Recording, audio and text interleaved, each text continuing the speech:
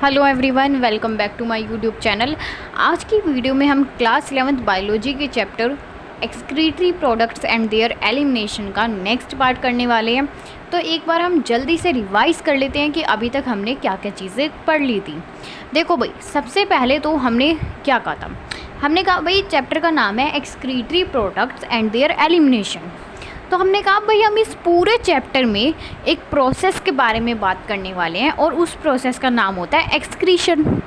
हमने कहा भाई ये जो एक्सक्रीशन का प्रोसेस है आखिर इसमें होता क्या है। हमने कहा भाई देखो, एक्सक्रीशन की डेफिनेशन क्या होती है। एक्सक्रीशन की डेफिनेशन होती है removal of metabolic waste. Simply अगर हम कहीं तो हम सिंपल सी डेफिनेशन है रिमूवल ऑफ वेस्ट प्रोडक्ट या फिर रिमूवल ऑफ मेटाबॉलिक वेस्ट। अब मैंने आपको ये चीज़ जब से चैप्टर स्टार्ट हुआ है तब से ही बताई है कि भाई देखो हमारे पास में दो टर्म्स होती है, एक्सक्रीशन और इजेशन। हमें इन दोनों में बिल्कुल भी कंफ्यूज नहीं होना है। एक्सक्रीशन की भी डेफिनेशन यही होती है कि रिमूवल ऑफ वेस्ट प्रोडक्ट और इजेशन की भी डेफिनेशन यही होती है रिमूवल ऑफ वेस्ट प्रोडक्ट। लेकिन इनमें एक डिफरेंस होता है और बहुत मेजर डिफरेंस है। भाई देखो, जो एक्सक्रीशन का प्रोसेस होता है उसमें हम किस वेस्ट प्रोडक्ट की बात करें, उसमें हम बात करते हैं यूरिया की, कि भाई यूरिन जो वेस्ट है उसकी बात कर रहे हैं। वहीं पे हम कहते हैं एक्सक्रीशन में हम बोलते हैं कि कह सकते हैं रिमूवल ऑफ यूरिन, ठीक है, क्योंकि हम वहाँ पे यूरिन की बात कर रहे होते हैं। वहीं पे इजेशन का जो प्रोसेस होता है उसमें हम बात करते हैं स्टूल के रिमूवल की, ठीक है। तो एक्सक्रीशन और इजेशन में हमें बिल्कुल भी कंफ्यूज नहीं होना है। फिर उसके बाद हमने कहा भाई देखो, मैंने अभी आपको बोला यूरिन कह सकते हैं, लेकिन मैंने वो बात क्यों कही, देखो भाई हमारे पास में अलग अलग तरह के ऑर्गेनिजम्स हैं। ऐसा तो नहीं है ना कि सिर्फ भाई ह्यूमंस ही हैं इस पूरी धरती पे। नहीं यार, ये जो हमारी धरती है यहाँ पे बहुत अलग अलग तरह के ऑर्गेनिजम्स हैं। अब भाई छोटे से छोटा ऑर्गेनिज़म है और बड़े से बड़ा ऑर्गेनिज़म है। अब आप खुद सोचो कि एक चींटी जो होगी उसका जो वेस्ट प्रोडक्ट होगा और एक हाथी जो होगा उसका जो वेस्ट प्रोडक्ट होगा, क्या वो सेम होगा? यार बिल्कुल भी सेम नहीं होगा। जब उनका दिखने में स्ट्रक्चर अलग है, अंदर से स्ट्रक्चर अलग है, तो क्या उनका वेस्ट प्रोडक्ट कैसे सेम हो सकता है? नहीं होता। तो हम कहते हैं भाई हमारे जो पूरी दुनिया है ना उसके अंदर जितने भी ऑर्गेनिजम्स हैं उनका जो वेस्ट प्रोडक्ट है उसको हमने 3 कैटेगरीज़ में डिवाइड किया है। हमने सिंपली कहा भाई हमारे पास में 3 तरह का वेस्ट प्रोडक्ट होता है। एक तो होता है अमोनिया, ठीक है, दूसरा यूरिन और तीसरा होता है हमारा यूरिक एसिड। अब भाई हम कह रहे हैं अमोनिया के बारे में हम बोलते हैं जो अमोनिया होता है यार वो हाईली टॉक्सिक होता है। अब हमें ये पता है कि कोई चीज़ अगर बहुत ज़्यादा हानिकारक है तो उसको हम अपनी बॉडी में ज़्यादा देर तक नहीं रख सकते। अगर कोई चीज़ हमें नुकसान पहुंचाने वाली है तो उसको हम जल्दी से जल्दी अपनी बॉडी से निकालेंगे, है ना। तो हम कहते हैं कि जो अमोनिया होता है वो बॉडी में स्टोर नहीं हो सकता, उसको जल्दी से रिमूव करना होता है। हम कहते हैं जो जिन ऑर्गेनिजम्स के अंदर अमोनिया वेस्ट प्रोडक्ट होता है उन ऑर्गेनिजम्स को हम कहते हैं अमीनोटैलिक ऑर्गेनिजम्स, ठीक है। हम कहते हैं इनमें कौन कौन होते हैं अमीनोटैलिक ऑर्गेनिजम्स, यानी कि किसके अंदर अमोनिया वेस्ट प्रोडक्ट होता है। जैसे कि हमारे पास में बोनी फिशेस हो गई, पानी में रहने वाले इंसेक्ट्स हो गए, पानी में रहने वाले एम्फीबियंस हो गए, ये सारे हमारे कुछ अमीनोटैलिक ऑर्गेनिजम्स के एग्जाम्पल्स हो गए। फिर हमने कहा भाई यूरिन पे आते हैं। हम कहते हैं यूरिन उसी कोई यूरिन बोलते हैं जो हमारी बॉडी से भी पास आउट होता है ना। तो हम कहते हैं यूरिन जो होता है भाई यूरिन ना मीडियम है, ठीक है। यूरिन भी टॉक्सिक है लेकिन इतना ज़्यादा भी टॉक्सिक नहीं है। मैं एक बात बोल रही हूँ, यूरिन यार हमारा मीडियम है। भाई आप खुद सोचो, यूरिन जो है हम डेली पास आउट करते हैं, ठीक है, मतलब दिन में कितनी बार ही करते हैं, लेकिन हम ये कहते हैं जो यूरिन होता है ना यार वो ज़्यादा टॉक्सिक नहीं है, मतलब एवरेज है। तो अगर कोई चीज़ एवरेज है तो यानी कि यार वो है थोड़ी सी टॉक्सिक है भी और थोड़ी सी टॉक्सिक नहीं भी है। तो अब अगर मीडियम है तो हम क्या कर सकते हैं, रिमूव तो यार उसे बॉडी से करना ही पड़ेगा। ऐसा नहीं है कि भाई टॉक्सिक कम है तो उसे हम बॉडी में सालों साल रख लें, ऐसा नहीं कर सकते। हमें उसे पास आउट करना पड़ेगा। लेकिन ये है कि जितना टॉक्सिक अमोनिया है उतना तो नहीं है ना, तो हम इसको थोड़े टाइम के लिए अपनी बॉडी में स्टोर कर सकते हैं। लेकिन अमोनिया तो भाई ऐसा होता है अगर अभी बनाए तो उसे अभी के अभी रिमूव करना होगा, क्योंकि वो हाईली टॉक्सिक है। वहीं पे जो हमारा यूरिन होता है वो इतना ज़्यादा टॉक्सिक नहीं है। अब भाई हम क्या होते हैं, हम कोई ये थोड़ी है कि अभी पानी पिया और अभी हमें जाने पड़ेगा वॉशरूम, नहीं, हम कर सकते हैं कंट्रोल, क्योंकि हमारी बॉडी में इतनी देर तक रह सकता है यूरिन, ठीक है, थोड़ा हम उसे स्टोर कर सकते हैं कुछ टाइम के लिए। हम कहते हैं भाई इसमें कौन कौन से, अब देखो जिन ऑर्गेनिजम्स के अंदर यूरिन बनता है, यूरिन वेस्ट प्रोडक्ट होता है, उनको हम क्या कहते हैं, उनको हम बोलते हैं यूरियोटैलिक, यूरियोटैलिक, ठीक है। अब हम बोलते हैं भाई देखो यूरियोटैलिक में कौन कौन आ जाते हैं, हम ह्यूमंस आ जाते हैं, उसके बाद में कार्टिलेजिनस फिशेस आ जाती हैं। अब देखो मोनी फिश जो थी वो हमारी अमीनोटैलिक थी, लेकिन कार्टिलेजिनस फिशेस जो होती हैं वो हमारी यूरियोटैलिक होती है। और कुछ हमारे टेरेस्ट्रियल एम्फीबियंस आ जाते हैं, क्योंकि एक्वेटिक एम्फीबियन जो थे वो अमीनोटैलिक थे, वहीं पर टेरेस्ट्रियल जो हमारे एम्फीबियंस होते हैं वो यूरियोटैलिक है। फिर थर्ड कैटेगरी आ जाती है यूरिकोटैलिक। अब भाई यूरिकोटैलिक क्या है, जिनके अंदर यूरिक एसिड बनता है उनको हम यूरिकोटैलिक बोल देते हैं। अब भाई यूरिकोटैलिक के बारे में हम कहते हैं भाई ये जो होता है वेस्ट हमारा यूरिक एसिड, ये बिल्कुल भी ख़तरनाक नहीं है और इसको हम काफ़ी टाइम के लिए अपनी बॉडी में स्टोर कर सकते हैं। और ये जो यूरिक एसिड होता है ये बनता किसमें, यानी कि हम कह सकते हैं कि भाई यूरिकोटैलिक के एग्जाम्पल्स कौन कौन से हैं। तो इसमें आ जाते हैं हमारे पास में कुछ रेप्टाइल्स आ जाते हैं, कुछ बर्ड्स आ जाते हैं, ठीक है, कुछ इंसेक्ट्स भी आ जाते हैं। तो ये होते हैं अपने यूरिकोटैलिक के एग्जांपल्स। तो ये 3 कैटेगरीज पढ़ ली, ठीक है भाई। लेकिन हम ये तो हमारा इंट्रोडक्शन दिया हुआ है एनसीईआरटी में, और इससे क्वेश्चंस भी बनते हैं स्कूल एग्ज़ाम्स में भी और नीट के एग्ज़ाम में भी, तो हमें पढ़ना तो था। अब उसके बाद में हम कहते हैं देखो भाई ये जो चैप्टर है अपना ये ह्यूमन फिजियोलॉजी का है, तो हम इसमें बात तो ह्यूमंस के बारे में ही करेंगे, लेकिन थोड़ा भाई इंट्रोडक्शन में दिया हुआ है तो पढ़ना ज़रूरी था। तो अब हम क्या कहते हैं, हम कहते हैं भाई हम इस पूरे चैप्टर में पढ़ते हैं अपने ह्यूमन के बारे में। ह्यूमन के, अब एक बात बताओ, कोई प्रोसेस हो रहा है तो उसके लिए कोई सिस्टम भी तो इन्वॉल्व होगा। जब हमने डाइजेशन वाला चैप्टर पढ़ा था तो ये बात तो हम, चाहे हमने ये वर्ड ना सुना हो एक्सक्रीटरी सिस्टम, पर सुना ही होगा वैसे तो, लेकिन देखो डाइजेस्टिव सिस्टम वर्ड सबने ही सुना होगा, चाहे जिन्होंने चैप्टर भी नहीं पढ़ा। कहते नहीं हमारा डाइजेस्टिव सिस्टम थोड़ा सा ख़राब हो गया है, थोड़ा सही नहीं चल रहा, सही से वर्क नहीं कर रहा, तो डाइजेस्टिव सिस्टम वर्ड सबने सुना है। तो यार हम कहते हैं कोई अगर प्रोसेस हो रहा है ना तो उसके लिए सिस्टम काम करता है। अब जैसे डाइजेशन का प्रोसेस होता है तो उसके लिए एक डाइजेस्टिव सिस्टम होता है, रेस्पिरेशन का प्रोसेस होता है तो उसके लिए रेस्पिरेटरी सिस्टम होता है। उसी तरीके से अगर भाई एक्सक्रीशन का प्रोसेस हो रहा है तो उसके लिए एक एक्सक्रीटरी सिस्टम होता है। और हम यहाँ पे बात करेंगे ह्यूमंस के बारे में, अपने बारे में। तो हम कहते हैं भाई हमने इस पूरे चैप्टर में पढ़ना है ह्यूमंस के एक्सक्रीशन के बारे में, तो हम कहते हैं भाई सबसे पहले तो हमने पढ़ा ह्यूमन एक्सक्रीटरी सिस्टम, ठीक है। हमने ह्यूमन एक्सक्रीटरी सिस्टम में क्या क्या चीज़ें पढ़ी थी, एक बार मैं आपको डायग्राम के थ्रू रिवाइज़ करवा देती हूँ। भाई देखो रिवाइज़ करना बहुत ज़रूरी होता है, क्योंकि मुझे नहीं पता आप घर पे रिवाइज़ कर रहे हो यानी, तो मेरी रिस्पॉन्सिबिलिटी बनती है कि मैं आपको रिवाइज़ करवाऊँ हर क्लास में।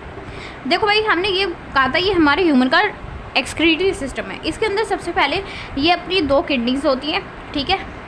किडनी का स्ट्रक्चर भी हमने, इंटरनल स्ट्रक्चर भी देखा था, ये हमारी किडनी होती है। उसके बाद में ये जो आ रहे हैं अपने नीचे, इनको, इन ट्यूब लाइक स्ट्रक्चर को हम यूरेटर बोलते हैं। ये जो अपना स्ट्रक्चर है इसको हम बोलते हैं यूट्रस, यूरिनरी ब्लैडर, ठीक है। उसके बाद में ये जो ओपनिंग है इसको हम यूरेथ्रा बोलते हैं, ठीक है। इतना तो क्लियर हो गया। अब हमने फिर हमारी किडनी का इंटरनल स्ट्रक्चर भी किया था। हमने कहा था भाई किडनी जो होती है ना वो अंदर से कुछ ऐसी दिखती है। किडनी अंदर से 2 पार्ट्स में डिवाइडेड होती है। जो किडनी का बाहर वाला पार्ट होता है उसको हम बोलते हैं कॉर्टेक्स, और जो किडनी का अंदर वाला पार्ट होता है उसको हम बोलते हैं मेडुला, ठीक है। हम कहते हैं कॉर्टेक्स वाला रीजन जो होता है वो बाहर वाला होता है, मेड्यूला वाला रीजन अंदर वाला होता है। अब जो मेड्यूला वाला रीजन है वहाँ पे हमें बहुत सारी चीज़ें देखने के लिए मिलती है। मेड्यूला वाले रीजन में हमें कुछ ऐसे पिरामिड शेप्स स्ट्रक्चर देखने के लिए मिलते हैं, और इनको हम बोलते हैं मेड्यूलरी पिरामिड्स, ठीक है। और ये जो मेड्यूलरी पिरामिड्स होते हैं, फिर यहाँ पे हमें हमारे पास में माइनर कैलिक्स दिखते हैं, फिर मेजर कैलिक्स होता है, फिर हमारे पास में रीनल पेल्विक्स आ जाता है, ठीक है। ये सब बातें हम कर चुके हैं। फिर उसके बाद में हमने ये कहा था भाई जो हमारी किडनी होती है उसकी 2-3 लेयर्स भी होती है, 3 लेयर्स होती हैं अपनी, है ना। और उसके बाद में जैसे कि एडिपोज कैप्सूल, ये सब लेयर्स थी हमारे पास में, हमने इनके बारे में पढ़ा था। उसके बाद में हम कहते हैं सबसे इम्पोर्टेंट जो चीज़ होती है ना किडनी में वो होती है नेफ्रॉन। देखो नेफ्रॉन के बारे में हम क्या बोलते हैं, हम कहते हैं जो नेफ्रॉन होती है ना वो किडनी की स्ट्रक्चरल और फंक्शनल यूनिट होती है, ठीक है। बहुत इंपॉर्टेंट काम करती है नेफ्रॉन, जो सारा मतलब कह सकते हैं एक्सक्रीशन का प्रोसेस है वो मोस्टली वो हमारी नेफ्रॉन ही करवा रही है। अब जो नेफ्रॉन होती है वो प्रेजेंट कैसे होती है भाई, नेफ्रॉन भी मैंने बताया था 2 तरह की नेफ्रॉन्स होती हैं, उस पर अभी नहीं जाएंगे, आप पिछली वीडियो देख लीजिए, प्लेलिस्ट बनी हुई है इस चैप्टर की, क्योंकि यार मैं जस्ट रिवाइज़ करवा रही हूँ और काफ़ी सारी चीज़ें रिवाइज़ करवा दूँगी, बट उतना हम डेप्थ में अभी नहीं जा पाएंगे, है ना। तो आप डिटेल वीडियो देख लो। तो देखो हम कहते हैं जो हमारी नेफ्रॉन होती है वो कुछ इस तरीके की प्रेजेंट है, जैसे कि ये हमारा मेडुलरी पिरामिड है, तो ऐसे हमारी नेफ्रॉन प्रेजेंट होती है। फिर हमने नेफ्रॉन का स्ट्रक्चर देखा था, इसमें तो बहुत ज़्यादा कॉम्प्लेक्स दे रखा है नेफ्रॉन का स्ट्रक्चर। मैं आपको फटाफट से 1 मिनट में बना के दिखा देती हूँ थोड़ा सा। रुको, मेरा टाइम टेबल मत देखना। देखो भाई नेफ्रॉन का अगर स्ट्रक्चर बनाए,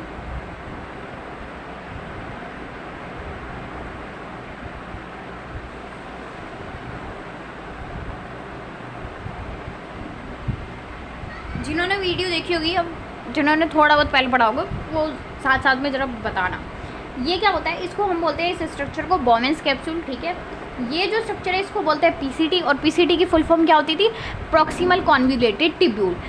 प्रॉक्सिमल का मतलब होता है पास में, और यहाँ पे हम किसके रिस्पेक्ट में बात करें, मतलब किसके पास में किसके दूर में, बोमेंस कैप्सूल के। देखो भाई ये जो पीसीटी स्ट्रक्चर है ये बोमेन कैप्सूल के बिल्कुल पास में है, तो इसलिए हम कहते हैं प्रॉक्सिमल कॉन्वुलेटेड ट्यूब्यूल। फिर वहाँ पे ये जो अपना ऐसे लूप जैसा स्ट्रक्चर दिख रहा है इसको हम बोलते हैं लूप ऑफ हेनले, ठीक है। हमने कहा था भाई ये जो लूप ऑफ हेनले है ये भी हमें ऐसे दिख रहा है, एक पार्ट इसका नीचे आ रहा है, एक पार्ट इसका ऊपर जा रहा है। जो पार्ट नीचे आ रहा है उसको हम बोलते हैं डिसेंडिंग लिम्ब ऑफ हेनले, और जो पार्ट ऊपर जा रहा है उसको हम बोलते हैं असेंडिंग लिम्ब ऑफ हेनले। यहीं पे एक और चीज़ रिवाइज करवा रही हूँ, मैंने बताया था जो हमारा डिसेंडिंग लिम्ब ऑफ हेनले होता है वो किसके लिए परमिएबल होता है, वो वाटर के लिए परमिएबल होता है।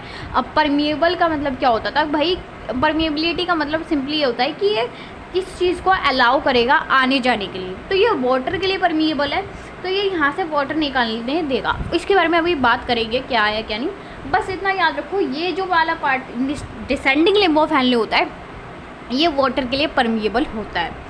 वहीं पे असेंडिंग लिम्ब ऑफ हेनले जो होता है वो सॉल्ट के लिए परमिएबल होता है, ठीक है। फिर ये जो आता है इसको हम बोलते हैं डीसीटी। अब डीसीटी की फुल फॉर्म होती है डिस्टल कॉन्वुलेटेड ट्यूब्यूल। अब भाई डिस्टल का मतलब होता है दूर, और मैंने अभी बताया किसके रिस्पेक्ट में बोल रहे हैं, दूर या पास, बोमेंस कैप्सूल के। बोमेंस कैप्सूल के पास में ये स्ट्रक्चर था, इसको हमने बोल दिया पीसीटी। ये दूर था तो इसलिए इसको बोलते हैं डीसीटी। अब मैंने यहाँ पे ये जो स्ट्रक्चर बनाया है इसको हम बोलते हैं कलेक्टिंग डक्ट, लेकिन इस चीज़ के बारे में मैंने आपको 10 बार तो बता दिया होगा कि भाई देखो ये जो कलेक्टिंग डक्ट होता है ये नेफ्रॉन का पार्ट नहीं होता है, इसको लेकिन हम बनाते हैं यहाँ पे। और अब आपके दिमाग में ये चीज़ बैठ जानी चाहिए, क्योंकि मैं कम से कम 10-12 बार बता चुकी हूँ कि भाई कलेक्टिंग डक्ट नेफ्रॉन का पार्ट नहीं होता है, ठीक है। हमने यहाँ तक पढ़ लिया था।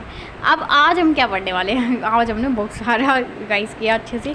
अब हम नेक्स्ट पढ़ने वाले हैं। भाई देखो हमने कहा भाई हम जो ह्यूमंस हैं, ह्यूमंस के अंदर बनता है यूरिन, हमारा वेस्ट प्रोडक्ट होता है यूरिन। तो हमें पढ़ना है कि भाई यूरिन बनता कैसे है। देखो आप हमें ये चीज़ पढ़ने पड़ रही है कि हमारा वेस्ट प्रोडक्ट बनता कैसे है, और ज़रूरी भी है पढ़ना। देखो भाई बिल्कुल आसान चीज़ है, ध्यान से सुनना सब कुछ समझ में आएगा। मेरे वर्ड्स पे ध्यान देना, कहीं और दिमाग घुमाओगे तो फिर 10 बार भी पढ़ोगे तब भी समझ नहीं आएगा, किसी और से भी पढ़ोगे तब भी समझ नहीं आएगा।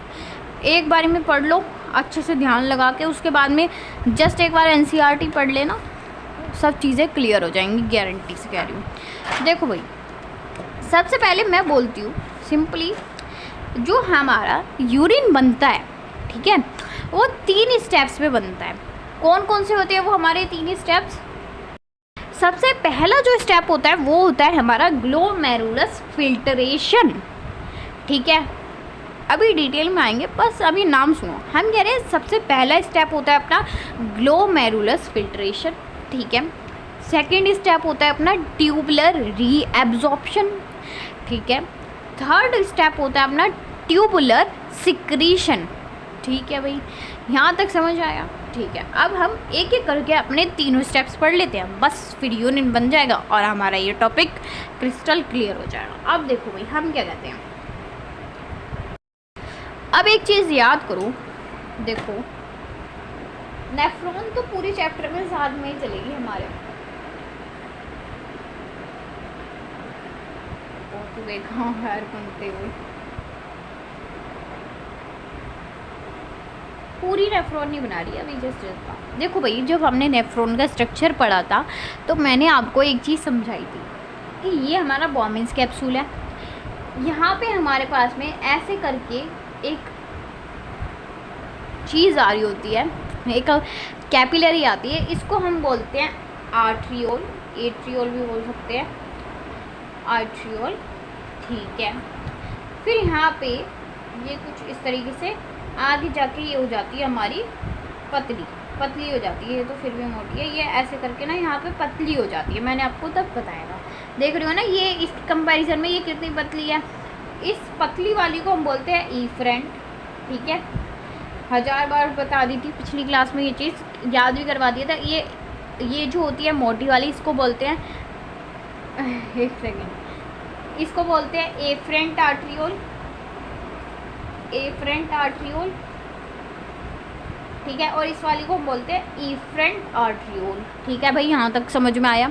हमने कहा ये जो मोटी वाली होती है इसको बोलते हैं एफरेंट आर्ट्रियोल। देखो भाई कैसे याद कर सकते हो, आलू होता है, कहते हैं ना आलू खा के मोटे हो जाते हैं, तो यहाँ पे बहुत बेकार सी ट्रिक है बस यार, फिर भी याद करने के लिए बहुत सही है। देखो भाई यहाँ पे आ रहा है ए से होता है आलू, और हमें पता है आलू खा के मोटे हो जाते हैं, तो एफरेंट आर्ट्रियोल अपनी मोटी होगी, इफरेंट आर्ट्रियोल अपनी पतली होगी, ठीक है। अब आप देख रहे होगे बीच में क्या बनाया, अब मैं इसी बॉमिन्स कैप्सूल को कुछ इस तरीके से करके बना रही हूँ ताकि आपको और अच्छे से समझ में आए। देखो भाई यस, अब ठीक है, देखो यहाँ से आई अपनी ये एफरेंट आर्ट्रियोल, फिर ये इधर जाकर हो गई अपनी पतली, ठीक है। आपको दिख रहा होगा ये जो स्ट्रक्चर है इसके अंदर ऐसे करके स्ट्रक्चर होता था, उस स्ट्रक्चर को हम क्या बोलते थे, उसको हम बोलते थे ग्लोमेरुलस। ये जो ऐसे स्ट्रक्चर होता था इसी को ही हम बोलते थे ग्लोमेरुलस। अब मैंने कहा भाई हमारा जो यूरिन फॉर्मेशन का प्रोसेस हो रहा है उसमें फर्स्ट स्टेप जो है वो है हमारा ग्लोमेरुलस फिल्ट्रेशन। तो आप इतना तो समझ गए होंगे कि भाई ये जो फर्स्ट स्टेप हो रहा है ग्लोमेरुलस फिल्ट्रेशन, इस स्टेप में कुछ ना कुछ इससे कनेक्शन है, ग्लोमेरुलस से कनेक्शन है, तभी तो भाई नाम में ग्लोमेरुलस है। हाँ तो आपने बिल्कुल सही सोचा, अगर आपने ऐसे सोचा भाई यू आर वेरी इंटेलिजेंट, ठीक है तो देखो यहाँ पे क्या होता है, अब समझते हैं अपने ग्लोमेरुलस फिल्ट्रेशन के प्रोसेस को। मैंने कहा भाई हम लोगों की ये बात तो पता ही है, हम लोगों को ये बात पता है कि हमारे पास में कुछ ब्लड वेसल्स होती हैं, कुछ कैपिलरीज होती हैं, कुछ वीन्स भी होती हैं, मतलब काइंड ऑफ ब्लड वेसल वगैरह होती हैं। तो उनसे क्या, उनके अंदर क्या होता है, उनके अंदर क्या जूस जा रहा होता है, नहीं उनके अंदर ब्लड जा रहा होता है। मैंने क्या कहा, मैंने कहा भाई हमारे पास में ब्लड वेसल्स वगैरह जो होती है उनके अंदर हमारा ब्लड फ्लो कर रहा होता है कंटिन्यूसली, ठीक है। और ये भी क्या है, ये भी एक ब्लड वेसल है, एफरेंट आर्ट्रियोल ग्लोमेरुलस वगैरह ये हमारी एक ब्लड वेसल है, ठीक है। तो इनके अंदर भी ब्लड जा रहा होगा। अब भाई आप एक बात बताओ, थोड़ा इतना तो आइडिया होगा कि यूरिन बनता कैसे है। देखो भाई हम लोग खाना पीना खाते हैं, पानी पीते हैं, ठीक है भाई। अब उसके बाद में क्या होता है कि यूरिन होता क्या है यार, यूरिन वेस्ट प्रोडक्ट है, यानी कि जो भी हमने लाइक न्यूट्रिएंट्स लिए उसमें से जो चीज़ हमारे काम की नहीं है वो भाई यूरिन के थ्रू पास आउट हो जाती है ना। तो हम कह रहे हैं अब जब डाइजेशन वाले चैप्टर पे जाओ, थोड़ा रिकैप करो।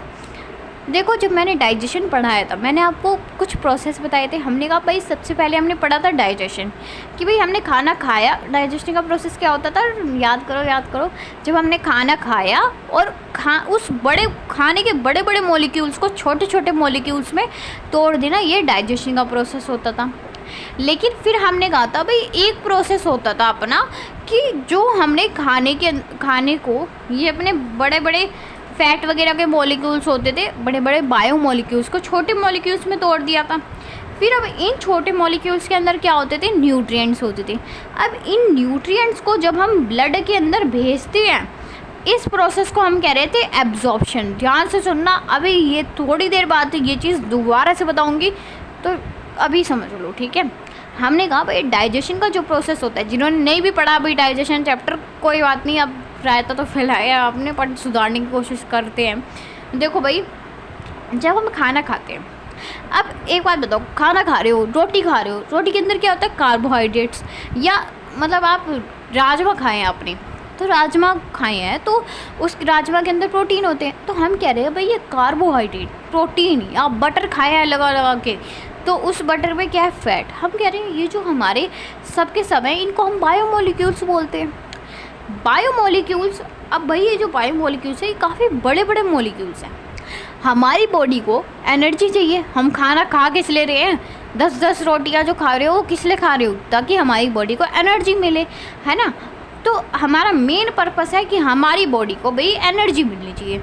अब मैंने आपको बताया था, जो हमारी बॉडी होती है ना यार, वो इतने इतने बड़े मॉलिक्यूल से एनर्जी नहीं ले पाती है। एनर्जी के लिए उसको काफ़ी सारे प्रोसेस करने पड़ते हैं। सबसे पहला प्रोसेस वो करती है, इन बड़े मॉलिक्यूल्स को छोटे छोटे मॉलिक्यूल्स में तोड़ देगी, ठीक है, तोड़ दिया। ये जो प्रोसेस है इसको हम डाइजेशन बोलते हैं। अब ये जो छोटे छोटे मॉलिक्यूल है, इनके अंदर हमारे मेन न्यूट्रिएंट्स है, ठीक है। तो इन न्यूट्रिएंट्स हैं जो, अब भाई एनर्जी चाहिए, तो एनर्जी कैसे मिलेगी, सुनते रहो। ये हमारा ब्लड है, अंदर ब्लड। इन न्यूट्रिएंट्स को जब हम अपने ब्लड में भेजते हैं, इस प्रोसेस को बोलते हैं एब्जॉर्प्शन। न्यूट्रिएंट्स को सुन लो, न्यूट्रिएंट्स को जब हम अपने ब्लड में भेजते हैं, इस प्रोसेस को कहते हैं एब्जॉर्प्शन, ठीक है। एनर्जी अभी भी नहीं मिली। फिर अब ये न्यूट्रिएंट्स से एनर्जी लेने का जो प्रोसेस होता है, उसको बोलते हैं एसिमिलेशन। फाइनल एनर्जी मिलती है हमें एसिमिलेशन का प्रोसेस करके, ठीक है। यहाँ तक समझ आया।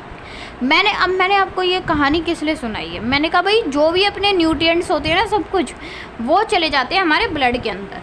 फाइनल ये डाइजेशन वाले चैप्टर की स्टोरी है, लेकिन काम यहाँ पे भी आ रही है, देख रहे हो। तभी फ्लो में पढ़ना होता है चैप्टर्स को।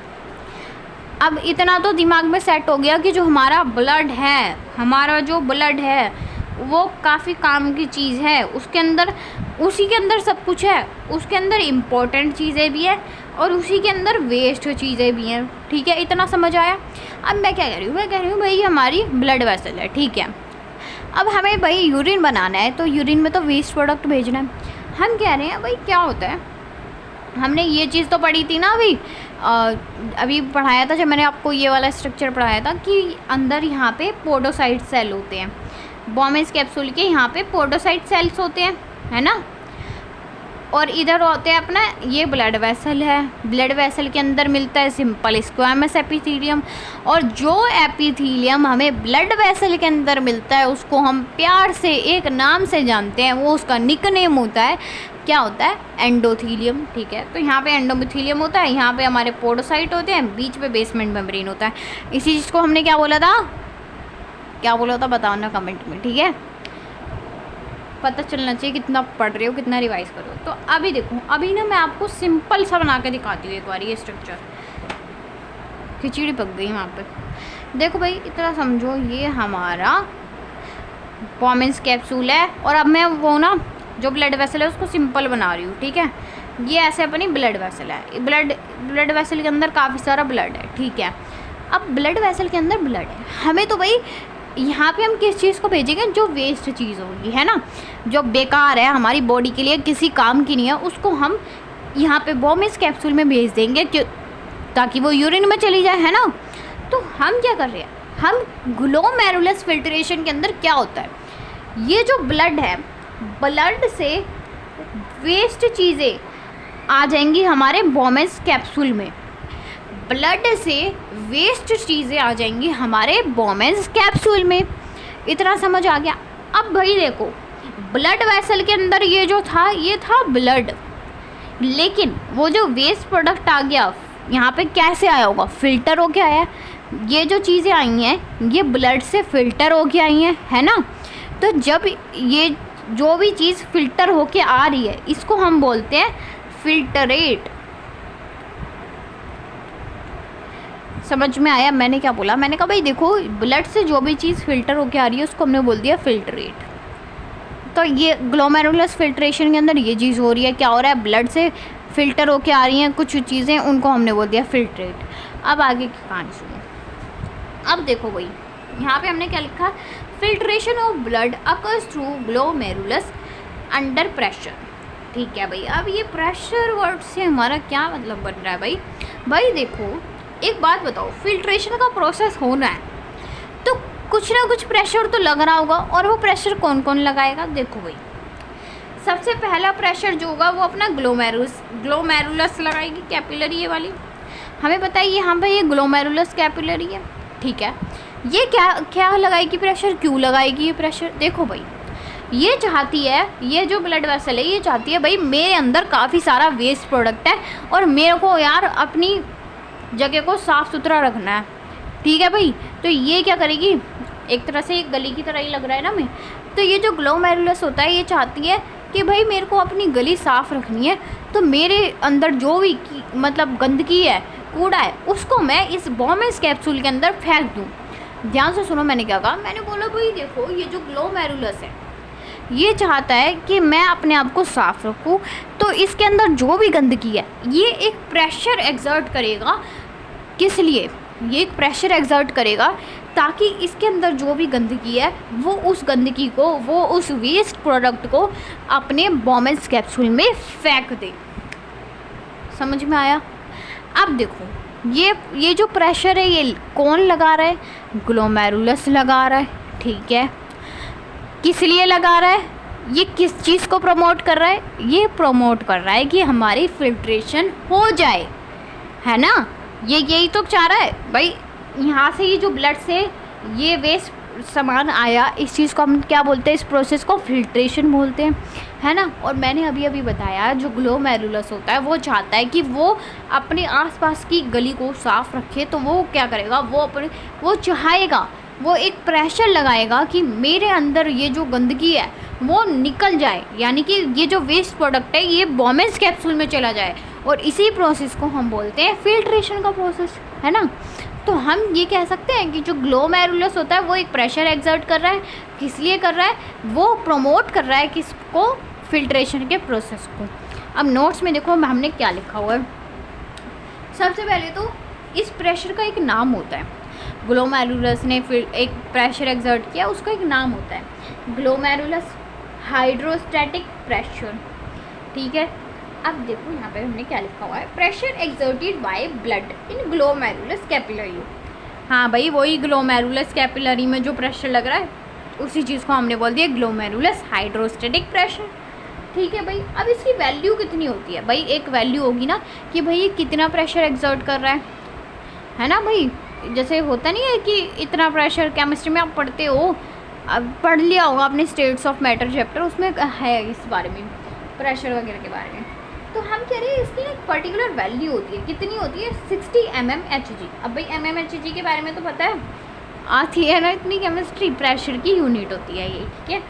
हम कहते हैं, अब ये मैं सोचा ना ये GHP क्या आ गया, ये इसी को ही हमने शॉर्ट फॉर्म में लिखा है, ग्लोमेरुलस हाइड्रोस्टैटिक प्रेशर को GHP। इसकी एक वैल्यू होती है 60 mmHg, ठीक है। अब क्या इसे याद रखना है? हाँ जी याद रखना है, तभी बता रहे हैं, ठीक है। अब मैंने अभी आपको एक लाइन बताई, बहुत अच्छे से समझाई कि भाई जो ग्लोमेरुलस फिल्ट्रेशन हो जो हमारा ये प्रेशर होता है ग्लोमेरुलस हाइड्रोस्टैटिक प्रेशर, ये क्या करता है? ये फिल्ट्रेशन के प्रोसेस को प्रमोट करता है या फिर अलाउ करता है, वही चीज़ हमने यहाँ लिखी है। तो भाई एक प्रेशर समझ में आ गया, ठीक है भाई। अब नेक्स्ट देखो, अब देखो भाई, इतना तो आप जानते होंगे कि भाई कहीं भी जाओगे आपको मतलब एक जेलसी वाली फीलिंग हर जगह देखने के लिए मिलेगी। अब यहाँ पे ये जो अंदर ब्लड है इसके अंदर भी यही चीज़ चल रही है। अब कैसे चल रही है वो देखो, वहाँ पे नहीं बताएंगे, वो सड़ गया है फिर से। देखो भाई, ये अपनी ब्लड वेसल है, ठीक है, ये अपना बॉमेस कैप्सूल है।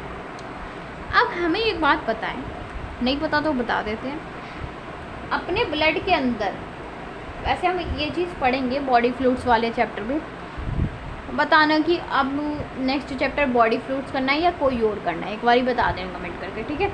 देखो भैया हम क्या कह रहे हैं, हम बोल रहे हैं ये जो हमारा ब्लड है, ब्लड ना दो चीज़ों से मिलकर बना होता है। ब्लड के अंदर पहला तो होता है, ये ना हमने वैसे टिश्यू वाले चैप्टर में भी मैंने आपको पढ़ाया हुआ है, ठीक है। देखो भाई ब्लड के अंदर दो चीज़ें होती है, सबसे पहले होता है अपना प्लाज्मा, दूसरी चीज़ होती है अपने फॉर्म्ड एलिमेंट्स। देखो भाई हम क्या बोलते हैं, और हाँ जिनको पता हो ना कि इसका नंबर कितना होता है, कितने परसेंटेज में होते हैं, ये ज़रा बताना कमेंट करके, पता चलना चाहिए आपने वो चीज़ तब ध्यान से पढ़ी थी या नहीं, आपको याद है या नहीं, पढ़ाई हुई है एटलीस्ट मैंने। देखो भाई हम क्या कहते हैं, ब्लड जो होता है वो दो चीज़ों से मिलकर बना है, प्लाज्मा और फॉर्म्ड एलिमेंट्स। अब मैं यहाँ पे किस बारे में बात कर रही हूँ, प्लाज्मा। यार प्लाज्मा के अंदर भी ना हमारे पास कुछ प्रोटीन्स होते हैं, प्लाज्मा प्रोटीन्स होते हैं, ठीक है, इतना याद रखो, ठीक है। मैंने क्या बोला, मैंने कहा भाई देखो ब्लड के अंदर हमारे पास में प्लाज्मा होता है और प्लाज्मा के अंदर प्लाज्मा प्रोटीन होते हैं, ठीक है। तो इतना समझ आ गया कि भाई ये जो अपना ब्लड जा रहा है इसके अंदर प्लाज्मा प्रोटीन्स होंगे, है ना भाई, ठीक है। अब मैं कह रही हूँ भाई यहाँ पे क्या हो रहा है, यहाँ पे हो रही है जेलेसी की फीलिंग। कैसे, देखो भाई इसी ब्लड के अंदर हमारे पास में ये जो ब्लड है, इसी ब्लड के अंदर ये अपने प्लाज्मा प्रोटीन है, इसको मैं पी से लिख रही हूँ, ठीक है। इसी ब्लड के अंदर ये हमारे पास में वेस्ट प्रोडक्ट है, इसको मैं डब्ल्यू से लिख रही हूँ, प्लाज्मा प्रोटीन है, वेस्ट प्रोडक्ट है, ये कहानी है, ठीक है। कुछ प्लाज्मा प्रोटीन है, कुछ वेस्ट प्रोडक्ट है, कुछ प्लाज्मा प्रोटीन है, कुछ वेस्ट प्रोडक्ट है। अब यहाँ पे क्या हो रहा है भाई, ग्लोमेरुलस हाइड्रोस्टैटिक प्रेशर क्या कर रहा था, उसमें क्या था, जो हमारे पास में ब्लड था या ग्लोमेरुलस कह सकते हैं, वो एक प्रेशर लगा रहा था, किस पे लगा रहा था, इन वेस्ट प्रोडक्ट पे एक प्रेशर लगा रहा था कि भाई निकलो यहाँ से, यहाँ पे जाओ, है ना, इतना हमने पढ़ लिया। अब भाई ये जो प्लाज्मा प्रोटीन है भाई इसको जेलेसी होने लग गई, ये कह रहा है मैं इसी ब्लड वेसल में बंद गली में घूमता रहूँ हमेशा, मेरे को भी बाहर जाना है, मेरे को भी बाहर की दुनिया देखनी है, ठीक है। तो अब सिंपली क्या हो रहा है, ये जो प्लाज्मा प्रोटीन्स है ना, ये भाई इनमें जेलेसी की भावना आ गई है, जलन की भावना, ईर्ष्या की भावना आ गई है, और ये कह रहे हैं भाई अगर ये बाहर जा रहा है तो हमें भी बाहर जाना है, ठीक है। अब भाई ये ऐसा तो कर नहीं सकते कि ये खुद से ही कूद के आ जाएंगे, तो ये लोग क्या करते हैं, ये खुद से बाहर तो नहीं आ सकते, लेकिन आपने एक चीज़ सुनी होगी कि मतलब ऐसे बोलते नहीं है, ये मेरा नहीं हुआ तो किसी का नहीं हो सकता, ठीक है। तो उसी तरीके से यहाँ पे कि भाई अगर हम नहीं जा सकते ना, कोई बात नहीं, हम नहीं जा रहे, कोई दिक्कत नहीं है, लेकिन हम इसे भी नहीं जाने देंगे।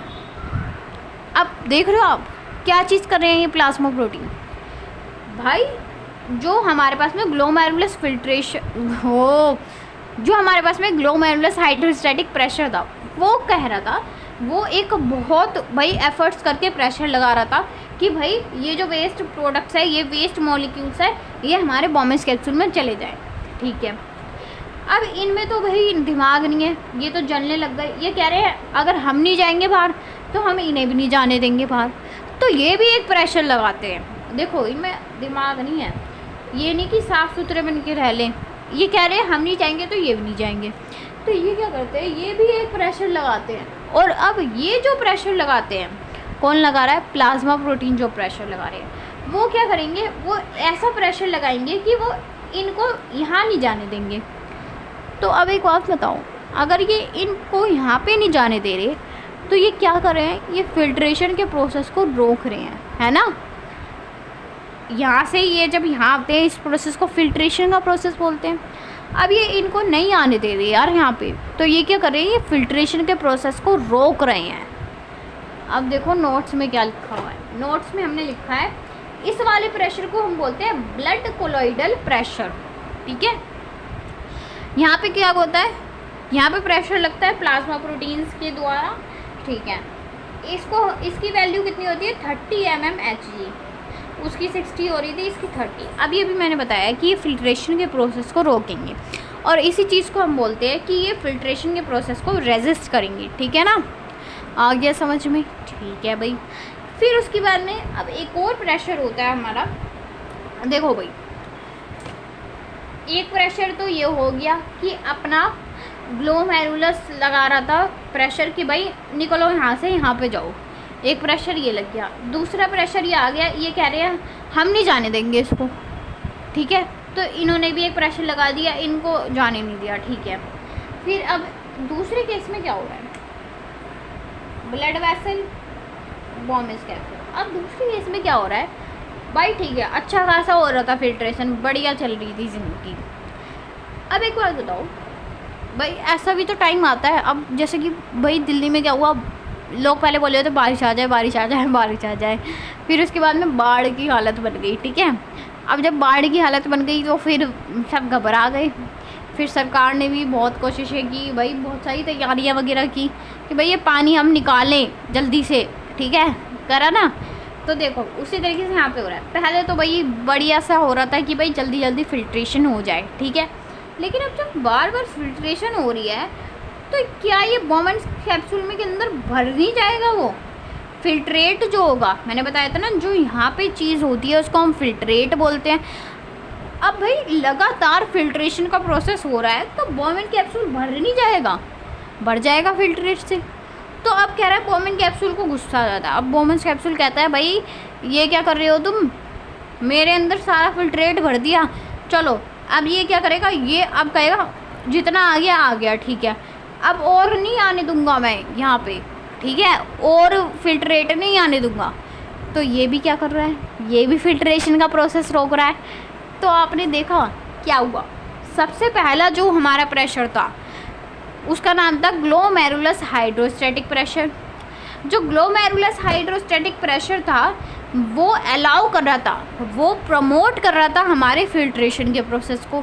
वो कह रहा था ये जितनी भी गंदगी है जल्दी से जाओ बॉम्बे कैप्सूल में, ठीक है भाई, समझ में आ गया।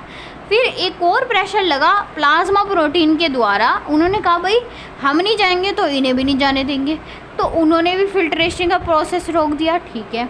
फिर तीसरा आता है हमारे पास में कैप्सुलर हाइड्रोस्टैटिक प्रेशर। यहाँ पे जो होता है ये कौन कर रहा है, ये प्रेशर लगा रहा है हमारा बॉम्बे कैप्सूल। ये क्या कहते हैं, बॉम्बे कैप्सूल कहता है भाई अब इतना और ज़्यादा नहीं आने दूंगा मैं फिल्ट्रेट, बस हो गया तुम्हारा। तो ये भी हमारे फिल्ट्रेशन के प्रोसेस को रोक रहा है। अब इसकी वैल्यू कितनी होती है, इसकी वैल्यू होती है 20 mmHg, ठीक है। तो यहाँ समझ में आया यहाँ तक। देखो भाई हमें ना एक चीज़ पढ़नी होती है जिसका नाम होता है नेट फिल्ट्रेशन रेट, ठीक है। तो इसका एक फॉर्मूला कह सकते हैं, ये होता है GHP माइनस BCOP और साथ में CHP का सम, ठीक है। मतलब BCOP और CHP को जब हम प्लस करेंगे जो भी वैल्यू आएगी उसको GHP में से माइनस कर दें। और अभी हमने इनकी वैल्यूज़ देखी थी, इसकी 60 होती है, इसकी अपने पास में 30 होती है और इसकी हमारे पास में 20 होती है। तो इसको जब हम कैलकुलेट करते हैं तो हमारी वैल्यू आ जाती है 10 mmHg, ठीक है। तो आपको इस चीज़ को याद कर लेना है, ठीक है भाई। फिर एक टर्म आती है रीनल प्लाज्मा फ्लो। ये क्या होता है, ये इसका मतलब पहले तो डेफिनेशन पढ़ते हैं इसके, volume of plasma flow to both kidney per minute. यानी कि भाई हमारी ईच किडनी से, हमें पता है 2 किडनी है हमारी, ईच किडनी से कितना प्लाज्मा फ्लो कर रहा है 1 मिनट में, उसको बोलते हैं रीनल प्लाज्मा फ्लो, ठीक है। इसकी वैल्यू होती है 650 ml, ठीक है। फिर एक आता है हमारे पास में ग्लोमेरुलस फिल्ट्रेशन रेट। ये क्या होता है, amount of filtrate is formed by all nephron of both kidney per minute. यानी कि भाई एक किडनी मतलब हर किडनी 1 मिनट में कितना फिल्ट्रेट बना रही है, इसी को ही बोलते हैं ग्लोमेरुलस फिल्ट्रेशन रेट। इसकी वैल्यू होती है 125 ml पर मिनट या फिर 180 लीटर एक दिन के अंदर। लेकिन अब एक बात सुनना, हम कह रहे हैं कि हमारे पास में फिल्ट्रेट बन रहा है, एक दिन में 180 लीटर फिल्ट्रेट बन रहा है, लेकिन क्या तुम इतना यूरिन पास करके आते हो? नहीं, 180 लीटर यूरिन पास करते हो? अगर करोगे अगले दिन मिलोगे भी नहीं, गायब हो जाओगे, ठीक है। मुश्किल से 1 लीटर यूरिन पास करते होंगे पूरा दिन में, ठीक है। ये चीज़ समझ में आ गई। तो इतना तो हमें आइडिया लग गया भाई, हमारा फर्स्ट स्टेप पहले तो क्लियर हो गया। कौन सा था फर्स्ट स्टेप, ग्लोमेरुलस फिल्ट्रेशन। अब देखो हमें एक बात समझ में आ गई, मैंने कहा भाई हमारे एक दिन में 180 लीटर फिल्ट्रेट बन रहा है, लेकिन हम जब यूरिन पास कर रहे हैं तो वो तो मुश्किल से 1 लीटर कर रहे हैं। तो ये बाकी का फिल्ट्रेट कहाँ गया? तो ये जो बाकी का फिल्ट्रेट है ये अभी एब्जॉर्ब होगा दोबारा से, ठीक है। अब देखो नेक्स्ट इसी के साथ में हम अपना सेकंड स्टेप पे आ जाते हैं। इसका नाम होता है ट्यूबुलर रीएब्जॉर्प्शन। भाई अब ज़रा याद करना, रीएब्जॉर्प्शन ये वर्ड क्या आ रहा है?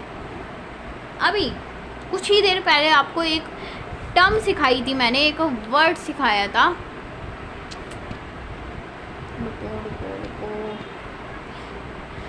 मैंने अभी एक चीज़ समझाई थी कि भाई जब न्यूट्रिएंट या जब कुछ भी हमारे ब्लड में जाता है तो उसको बोलते हैं एब्जॉर्प्शन, ठीक है। लेकिन अब बताओ, देखो भाई जब कुछ भी ब्लड के अंदर जा रहा है तो उसको बोलते हैं एब्जॉर्प्शन, ब्लड के अंदर जाना एब्जॉर्प्शन। अब हम कह रहे हैं रीएब्जॉर्प्शन, रीएब्जॉर्प्शन का मतलब होता है दोबारा से एब्जॉर्ब होना। तो समझ रहे हो, यहाँ पे हमने एब्जॉर्प्शन वर्ड यूज़ नहीं किया, रीएब्जॉर्प्शन किया है। क्यों? क्योंकि भाई देखो सब कुछ ब्लड के अंदर पहले ही चला गया था, जब डाइजेशन का प्रोसेस हुआ था तब चला गया था ब्लड के अंदर। फिर हमने जब ये ग्लोमेरुलस फिल्ट्रेशन वाला प्रोसेस किया तो दोबारा से ब्लड से चीज़ें आ गई, ठीक है। अब हम कह रहे हैं यार अब दोबारा से ब्लड के अंदर कुछ चीज़ें जाएंगी। अब आप सोच रहे हो कि क्यों जाएंगी? जब वो चीज़ फिल्ट्रेट के अंदर आ गई तो क्यों जाएंगी? क्योंकि भाई देखो जब ये फिल्ट्रेशन का प्रोसेस हुआ ना तो वेस्ट चीज़ें आ रही हैं यहाँ पे, ये तो ठीक है। लेकिन यार कुछ ना हमारे पास में ऐसी ज़रूरी चीज़ें जो हमारी बॉडी के लिए काफ़ी इम्पॉर्टेंट है वो भी आ जाती है फिल्ट्रेट में। लेकिन अब भाई उन ज़रूरी चीज़ों को थोड़ी ना हम बाहर यूरिन के थ्रू पास कर सकते हैं, नहीं कर सकते। तो हम क्या करते हैं, उनको वो जो इम्पोर्टेंट चीज़ें हैं उनको दोबारा से एब्जॉर्ब कर लेते हैं और इसी प्रोसेस को बोलते हैं हम ट्यूबुलर रीएब्जॉर्प्शन, ठीक है। अब भाई देखो रीएब्जॉर्प्शन क्या क्या चीज़ें हो सकती है इम्पोर्टेंट, अब बस वही देख लेते हैं, फिर हमारा ये प्रोसेस भी हो जाएगा, ये स्टेप हो जाएगा। देखो भाई ट्यूबुलर रीएब्जॉर्प्शन में सबसे पहले होता क्या है, transfer of useful substance from filtrate into blood capillary, ठीक है। रीएब्जॉर्प्शन कैन बी एक्टिव और पैसिव। ये एक्टिव भी हो सकता है, पैसिव भी। कैसे होता है अभी देखते हैं। अब देखो भाई आपको ये चीज़ पता है कि हमारे पास में नेफ्रॉन का स्ट्रक्चर होता है, जिसमें से बॉम्बेन कैप्सूल में कौन सा स्टेप हुआ, ग्लोमेरुलस फिल्ट्रेशन वाला। अब नेक्स्ट स्टेप जो ये हो रहा है रीएब्जॉर्प्शन का, ये पीसीटी में होता है, मतलब आगे भी होगा, PCT loop of Henle DCT में होगा, ठीक है। अब देखते हैं भाई पीसीटी के अंदर क्या क्या चीज़ें एब्जॉर्ब होंगी और डीसीटी के अंदर क्या क्या चीज़ें एब्जॉर्ब होंगी, है ना। अब देखो भाई हमने एक चीज़ पढ़ी थी जब मैंने आपको अभी पीसीटी वगैरह का स्ट्रक्चर समझाया था। मैंने आपको बताया था कि भाई देखो जो हमारी पीसीटी होती है उसके अंदर कैसे सेल्स मिलते थे, उसके अंदर हमें मिलते थे brush border cuboidal epithelium. PCT के अंदर हमें मिलते थे ब्रश बॉर्डर क्यूबॉइडल एपिथेलियम, ठीक है। वहीं पे डीसीटी के अंदर कैसे सेल्स मिलते थे, सिंपली क्यूबॉइडल एपिथेलियम। पीसीटी के अंदर कुछ इस तरीके के सेल, डीसीटी के अंदर कुछ इस तरीके के सेल। अब आप देख रहे होगे भाई यहाँ पे हमें कुछ ये ऐसा स्ट्रक्चर मिल रहा है, इस स्ट्रक्चर को हम बोलते हैं ब्रश बॉर्डर लाइक अपीयरेंस, इसको हम ब्रश बॉर्डर बोल रहे हैं। तभी तो कह रहे हैं पीसीटी के पास में है brush border cuboidal epithelium, DCT के पास में है सिंपल क्यूबॉइडल एपिथेलियम।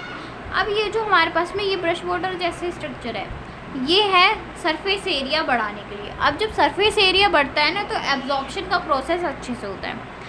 अब हमें ये चीज़ समझ सकते हैं हम लोग कि भाई देखो वैसे इस चीज़ के बारे में हमने डिटेल में बात करी हुई है टिश्यू वाले चैप्टर में। देखो भाई हम क्या बोल रहे हैं, हम कह रहे हैं भाई पीसीटी के अंदर ज़्यादा एब्जॉर्प्शन होएगी इन कंपैरिजन टू डीसीटी। देखो भाई डीसीटी के अंदर भी होएगी एब्जॉर्प्शन और पीसीटी के अंदर भी होगी, लेकिन पीसीटी के अंदर ज़्यादा एब्जॉर्प्शन होएगी, ठीक है। इतनी चीज़ याद रख ली, ठीक है। अब आगे देखो भाई हम कह रहे हैं all essential components are reabsorbed like glucose amino acid. हम कह रहे हैं पीसीटी के अंदर भाई क्या क्या चीज़ें एब्जॉर्ब होंगी, तो ग्लूकोज अमीनो एसिड ये सारी चीज़ें हमारी पीसीटी के अंदर एब्जॉर्ब हो जाती हैं। हम कहते हैं कि 70 से 80% इलेक्ट्रोलाइट्स जो होते हैं और जो हमारा पानी होता है वो पीसीटी में एब्जॉर्ब हो जाता है, ठीक है। हम कहते हैं कि 90% H2O रीएब्जॉर्ब, यानी कि हम कह रहे थे भाई हमारे पास में पूरा दिन में 180 लीटर यूरिन बन रहा था। अब वो जो 180 लीटर यूरिन था, यानी कि लगभग हम उसे 200 मान लेते हैं। हम कह रहे हैं 200 के अंदर से 200 का 90% करके देखो ज़रा,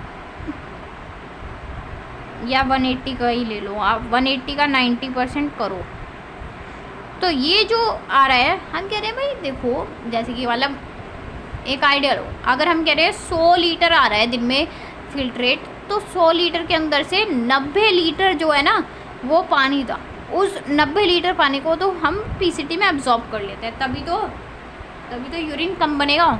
इतना ज़्यादा यूरिन थोड़ी बनता है 180 लीटर। तो हमने क्या कहा, हमने कहा भाई पीसीटी के अंदर हमारा 90% वाटर जो होता है वो रीएब्जॉर्ब हो जाता है, ठीक है। फिर हम कह रहे हैं filtrate is isotonic to blood plasma. अब भाई इसका मतलब क्या, अब यहाँ पे एक स्टोरी समझनी पड़ेगी आपको, जो कि एनसीईआरटी में बहुत खचाड़ा करके भूल गया। देखो ये अपना पीसीटी है, बाकी का स्ट्रक्चर बाद में बनाएंगे। देखो भैया अपनी पीसीटी है। अब आपको एक बात पता है कि हमारे पास में, यार ये क्या हो रहा है बार बार, देखो भाई हमारे पास में क्या होता है, 3 तरह के सॉल्यूशन होते हैं, आइसोटोनिक सॉल्यूशन, हाइपरटोनिक सॉल्यूशन और हाइपोटोनिक सॉल्यूशन। इसका मतलब नहीं पता तो कोई बात नहीं भाई, समझा देते हैं। देखो भाई होता क्या है, हमारे पास में 3 तरीके के सॉल्यूशन होते हैं, आइसोटोनिक, हाइपोटोनिक, हाइपरटोनिक।